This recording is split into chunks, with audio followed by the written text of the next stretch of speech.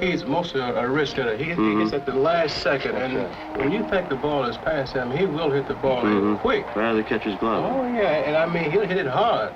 The thing that people should know about Henry is how good a player he was, how good an all-around player he was. That's one of the most overlooked aspects of his career. One of the things that all good hitters have to deal with is people say, oh, he was just gifted. He wasn't just gifted. He worked and worked and worked to get where he was. I studied the game very much. You know, I could tell you at the end of the season, if I hit 40 home runs, who I hit those 40 home runs off of. And here is Henry Aaron. This crowd is up all around. He's sitting on 714. How would Henry Aaron describe Henry Aaron's 715th home run? A swing, a long drive, way back, way back, way back. It's gone! In America's mind, Babe's still the king, you know, but in the minds of us that play baseball, that are in baseball, Hank is the king, and you know, he'll always be the king. Before he was the king, he was Henry Aaron from Mobile, Alabama. Alongside his 7 siblings, Henry grew up in a segregated neighborhood, often at the center of racial tension. I remember many times, you know, as a little boy growing up, that the Ku Klux Klan would come marching down the street for no reason at all. My mother would tell me, said, son, go hide under the bed. Through all the hate, violence, and fear growing up, Aaron had one outlet. And my father asked me what I wanted to do, and I said, I want to play Major League Baseball. My father knew good and well that if things stayed the way that they were, there was never going to be an opportunity. But thanks to the courage of one man, things didn't stay the way they were. In 1947, when Aaron was 13 years old, Jackie Robinson broke the color barrier. A year later, Aaron told his father he'd be in the big leagues before he retired, a prophecy he would eventually fulfill. Henry would begin his journey in 1952, quitting high school to join the Indianapolis Clowns of the Negro Leagues. I didn't have much to carry. I had a suitcase with one pair of pants in it. That's number one.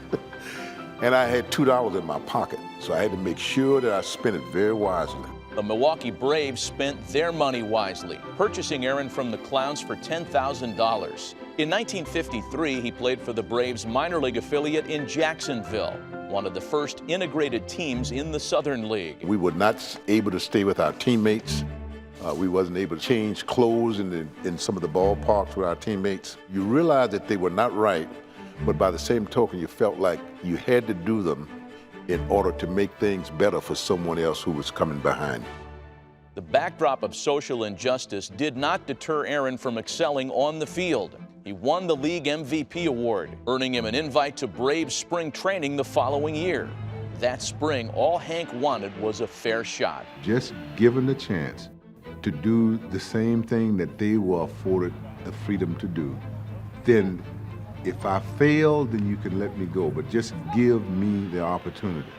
Aaron was given that opportunity on March 14th when he cracked the starting lineup after outfielder Bobby Thompson broke his ankle the previous day. Charlie Grimm went into the dugout and saw Henry, but he didn't call him Henry. He just said, hey, you're in right field. He got up there in St. Petersburg and he hit a home run, first time at bats. Now, what do you think he did the second time? Another home run. It was a break, no question about it. You know, I was in the right place at the right time. After that break, Aaron never looked back. He was selected to the All-Star game in 1955 and 56 and followed those campaigns with one of the most prolific seasons in his 23-year career. What are you hoping for in 1957? I hope I can gain the National League Batting Championship, and I also hope that I can hit 30 or more home runs and drive in 100 or more runs. Hank exceeded his own expectations in 57, batting .322 while hammering 44 home runs and driving in 132, en route to winning the MVP award. That was the year I honestly believed that he would have hit 400. He was getting at least 2 hits in almost every game. One hit that season Aaron would never forget would come on September 23rd in the 11th inning of a tie game with the Cardinals with a chance to clinch the pennant. The pitch to Henry Aaron, a swing and a drive back into center field, going back towards the wall. It's a home run.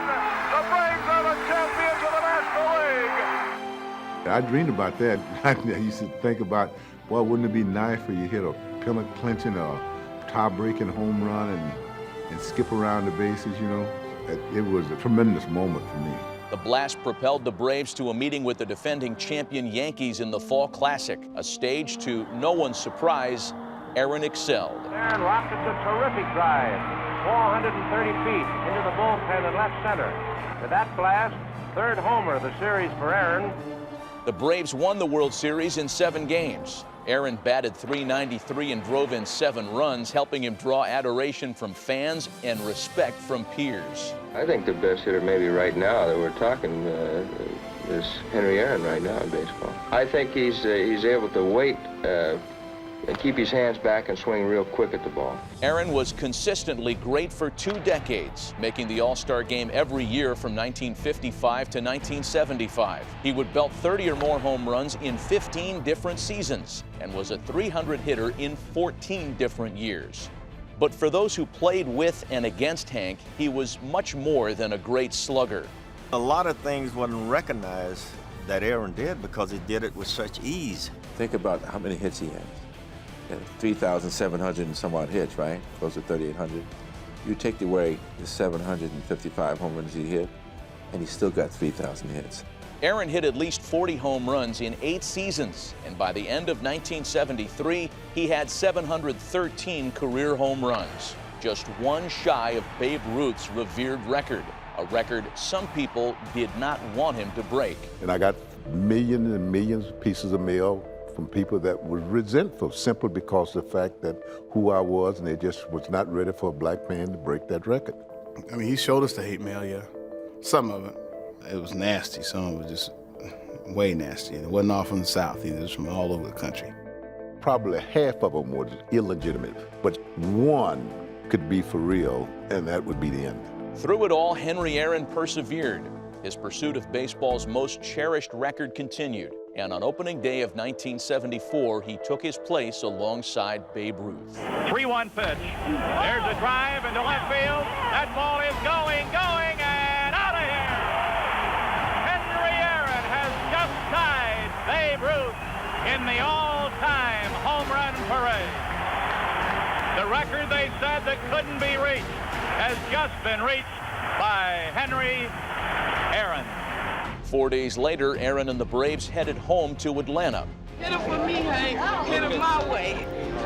On April 8, 1974, the Braves hosted the Dodgers in the first home game of the season, with Aaron 1 swing away from surpassing the Sultan of Swat. Someone told me later on, said it was cold. I didn't feel a thing. They said it was drizzling. I didn't feel a thing. Hank told me, you know, that what he was gonna do. He said, I'm tired of this. I'm gonna get this over with right now. Here's the pitch by Downing. Swinging. There's a drive into left center field. That ball is gonna be out of here. It's gone. It's 7:15. There's a new home run champion of all time, and it's Henry Aaron.